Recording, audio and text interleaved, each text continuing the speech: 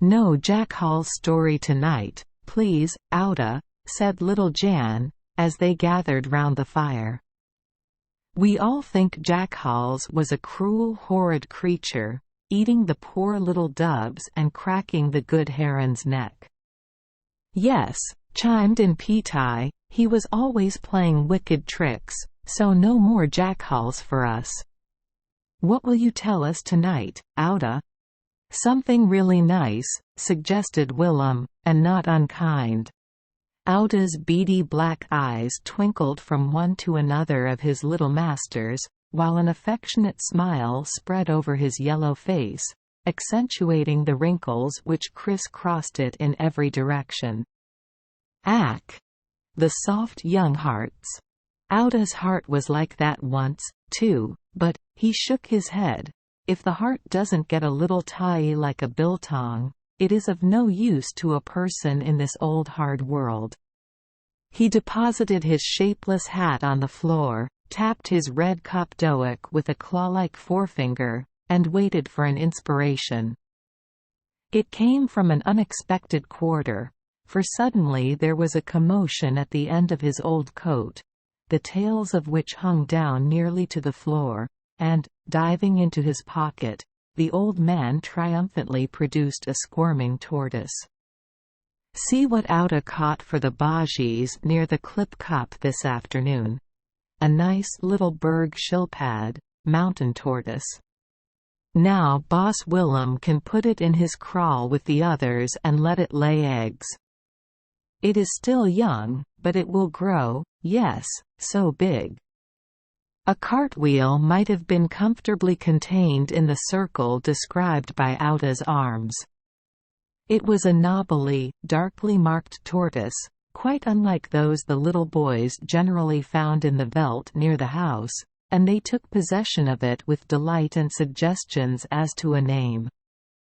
After discussion, honors were equally in favor of Piet Retief and Mrs. van Riebeek, and it was decided that the casting vote should be left to Cousin Minnie, the children's governess. For a long time they had kept tortoises of all sorts and sizes in their schildpad kraal, and so tame and intelligent had some of these creatures grown that they would come when called, and big old Wolfmaid roamed about at will, often disappearing for a time, and returning to his companions after a few days in the veldt. Outa turned the new acquisition on its back on the jackalskin rug, where it lay wriggling and going through the strangest contortions. "Ack! The wise little man!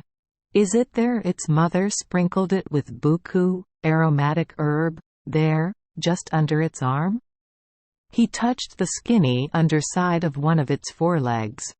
"Here, Boss Willem, put it in the soap boxy till tomorrow." Ack! If only it had been a red tortoise, how glad Outa would have been. "A red tortoise," echoed Petai and little Jan, while Willem hurried back from the passage to hear all about it. "And have the Bajis then never heard of a red tortoise?" "Yes, certainly, sometimes a red one is born, but not often, only once in 1,000 years. And when this happens the news is sent round, because it is such a wonderful thing. And the whole nation of Schildpads, those frogs with bony shields and hard beaks, are glad because they know the little red one has come to help them against their enemies.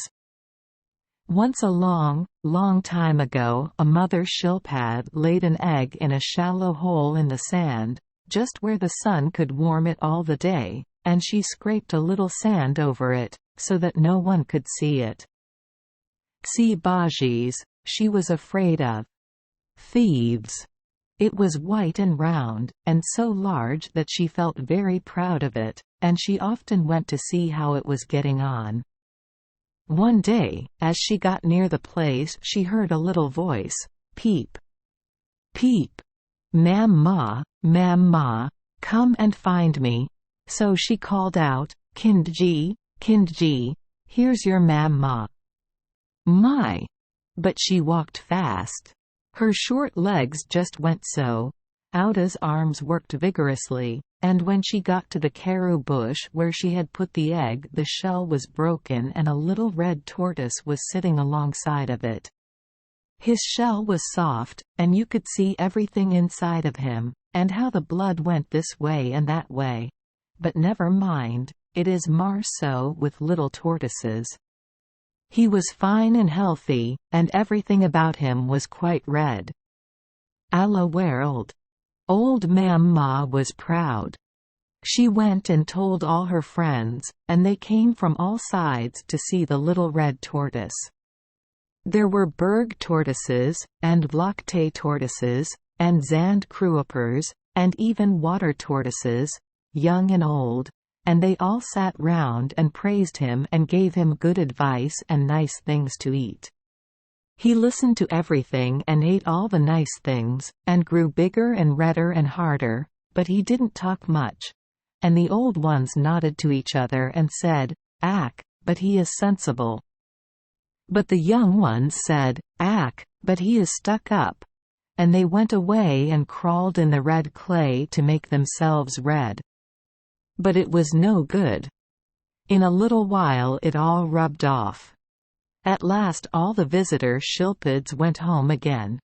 But the little red tortoise stayed with his mamma, and went on growing bigger and redder and harder, and his mamma was so proud of him. When he walked in the veldt and the other young tortoises said to him, "Come, we'll show you the way to do things.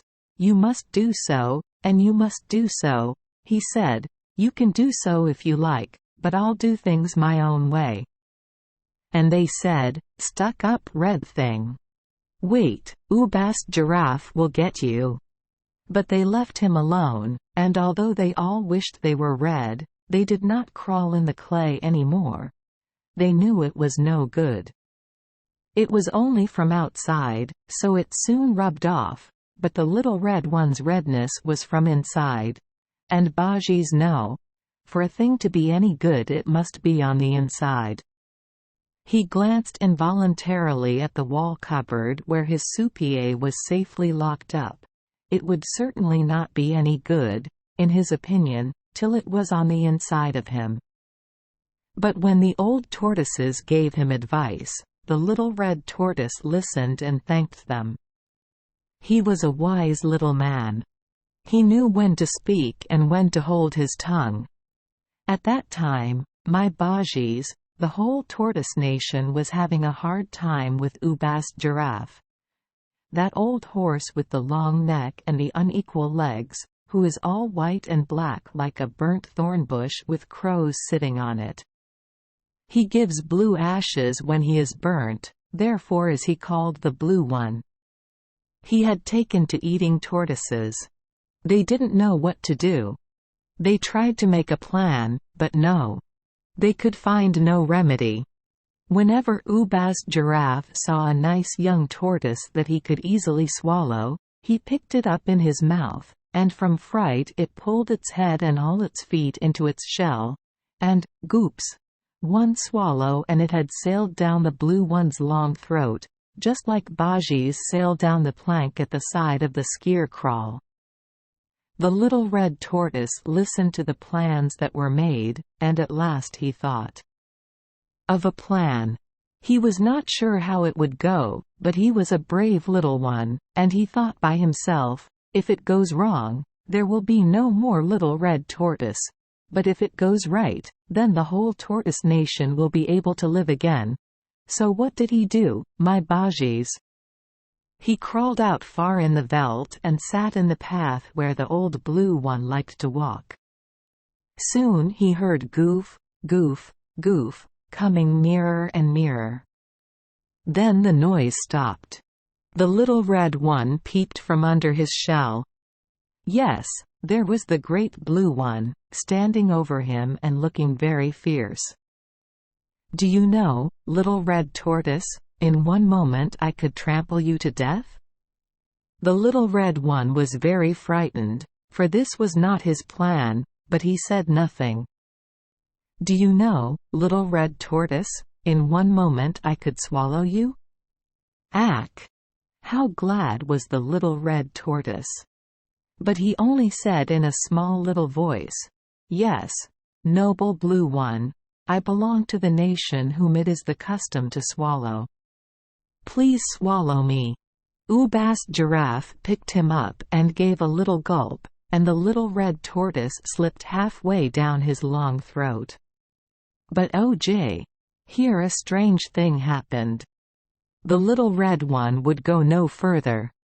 Instead of drawing in his head and legs and slipping down like a stone, like all the other tortoises had done, he wanted to see where he was going, so he stuck out his head, and fastened his sharp little nails into Ubast Giraffe's gullet, and there he hung like a bat on a wall. Go down, little tortoise. You choke me." The old blue one could hardly speak. His throat was so full of tortoise.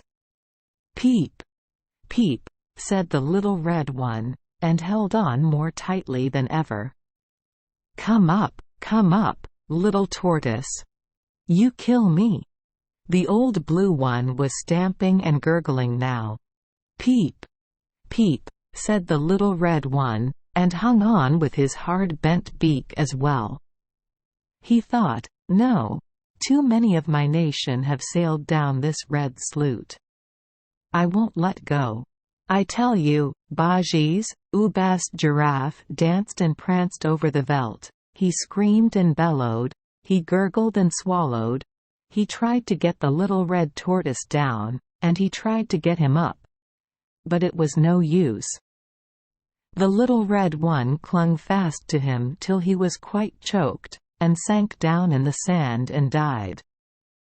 Then the little red tortoise crawled out, and went home to tell his mamma that he had killed Ubast Giraffe and that his nation could have peace again. Ack! But she was proud of him. "It's not for nothing you were born red," she said.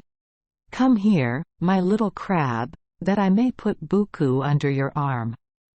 Come, my crooked-legged little one, let your mother sprinkle you with Buku." When she had sprinkled him with Buku, they went and told their friends, and all the tortoise nation rejoiced and went and had a great feast off Ubast Giraffe as he lay dead in the veldt.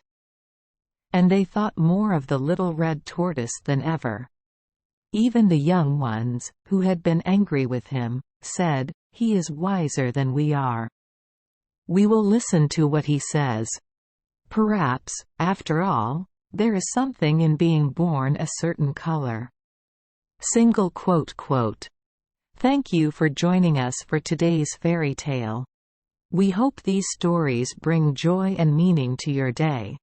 If you love our channel, please hit the subscribe button so you won't miss any exciting tales. Wishing you a good night and sweet dreams. See you in the next story.